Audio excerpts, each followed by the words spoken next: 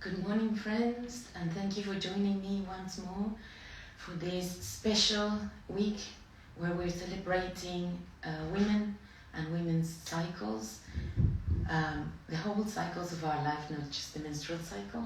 But today in particular, I have selected a few poses that you can do safely whilst you are in your menstruating period. I've got a few props here, bolster, blanket and chair. If you don't have them at hand, you can of course do the whole sequence without any props. We will start in child's pose or Adho Mukha Virasana with support for our body. So the key to this is to have the two big toes together and the two knees apart. What happens if we cannot bend the knees and sit on your buttocks? Well, we can do this whole asana sitting on a chair and reclining to a wall, extending the arms to a wall, trying to place the head on it too. So the bolster is in between my two inner thighs in the knees, and I have this one as a little pillow you can do with a brick or something else so that the nose is not squashed. Taking the two outer hips down, so I'm using my hands to anchor my hips to the buttocks, to the heels, and then lift and elongate the spine, and with an exhalation, whilst you're exhaling, you are taking the body forwards. Notice that I've got a concave back. We don't want to go down, already hollowing the chest. We want a long spine, and then when you feel the buttocks are getting lighter, that's the indication to get your hands on the floor and the head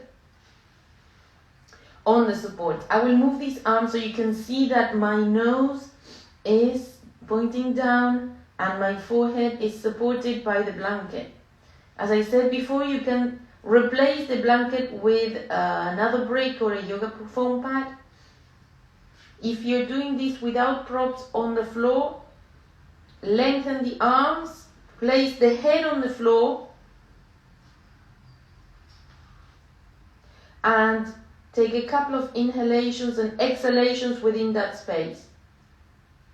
If you don't have a second prop for on top of the bolster, you can turn the head around and place the ear on the bolster and extend the cervical spine anyways. And stay here for a couple of minutes. You can stay in this position for as long as you need. Then you will turn the head around. The position we're in is, apart from being very restorative for the lower back and with the support for the head, we're helping the nervous system calm down. There's no tension in the abdomen, and there is support for the whole body because, of course, as you can see, my chest and my head are on top of the cushion. So the back body can spread as the top body or the front of the body drapes over that bolster. Extend the elbows away from you. Now, this pose can be done at any time, and it's especially beautiful when you have trouble to go to sleep. You can do this, or even when you have trouble waking up. When you cannot get up out of bed, if it is snowy outside like these days, you can certainly do this pose for a couple of minutes and then the body wakes up. We are of course hinging at so many joints, shoulders, hips, knees, ankles.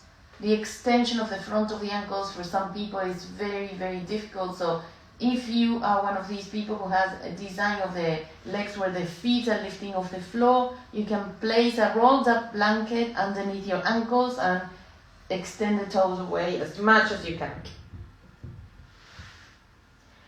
Slowly bring your hands down by the sides of your knees and come up. We will still be using the bolster and maybe the bolster and some other props.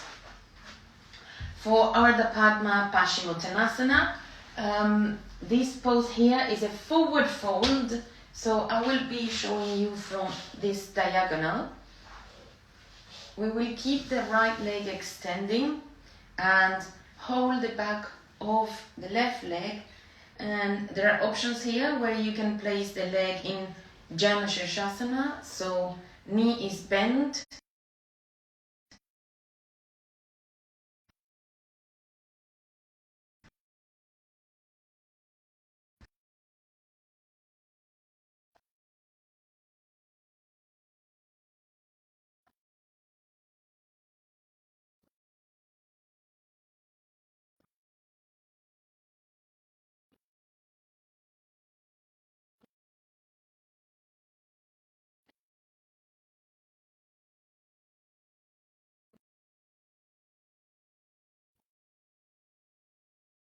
Flexible person, the posture will be across the shin of the right leg, and then extend your body forward.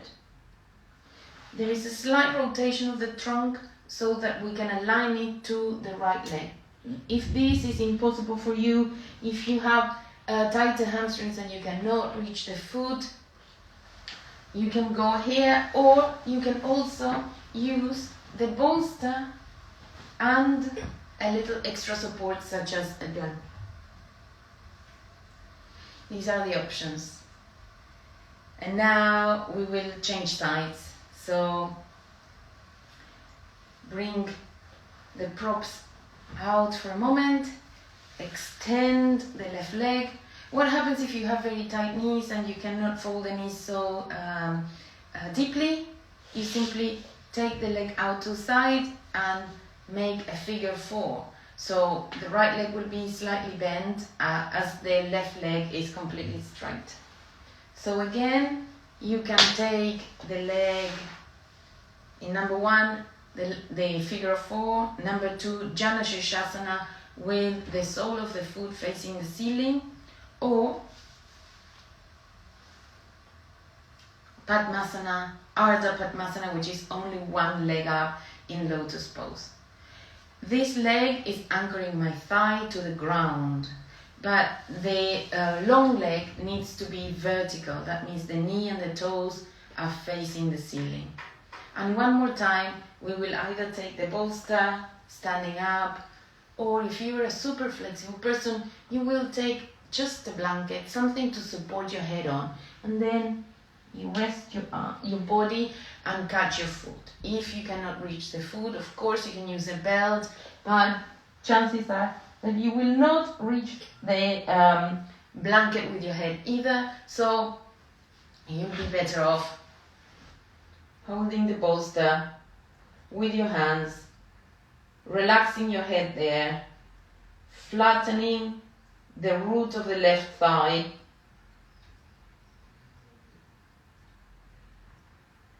softening the jaw,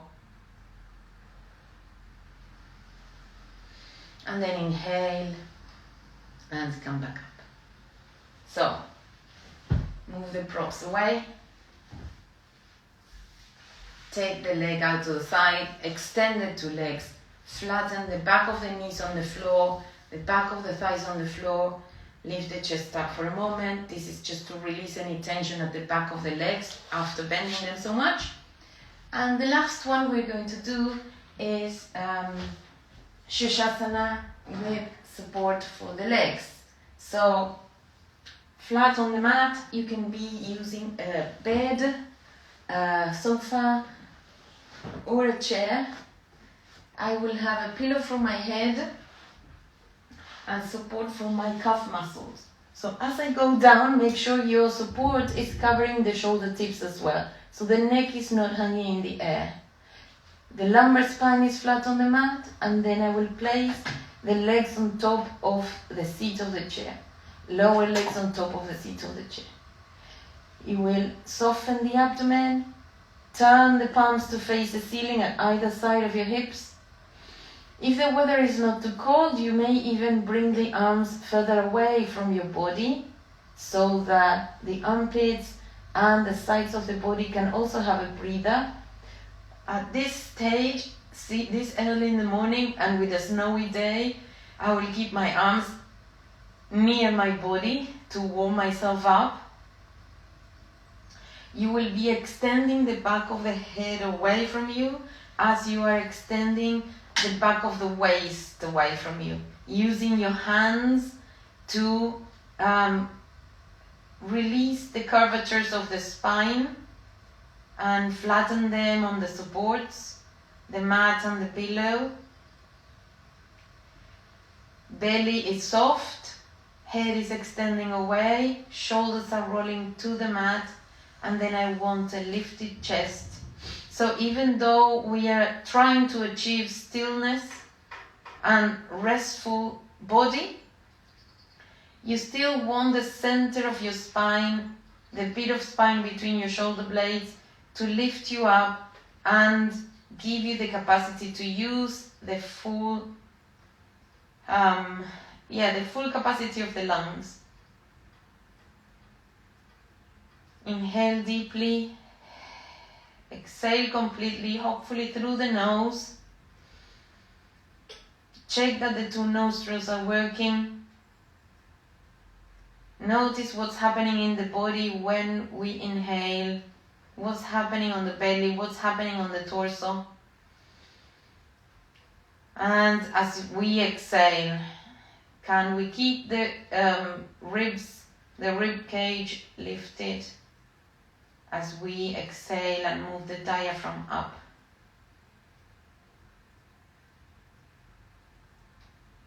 We can stay in this restful position for as long as we need. Otherwise, blink your eyes open. Take your two knees to your chest, closer to your chest, sliding the feet along the chair. And then with your right arm, you're going to receive your head. So turn. Bring your head onto the right arm. And then with your left hand, we try not to jolt the brain after so much restoration. So with your left hand, push yourself, carry on rolling, and come up to a sitting position, bringing the head up last. I hope you have enjoyed this. Also, save this sequence for when you're not feeling 100%, when you have a migraine, when you cannot sleep. And I will see you tomorrow for more yoga in pajamas. Namaste.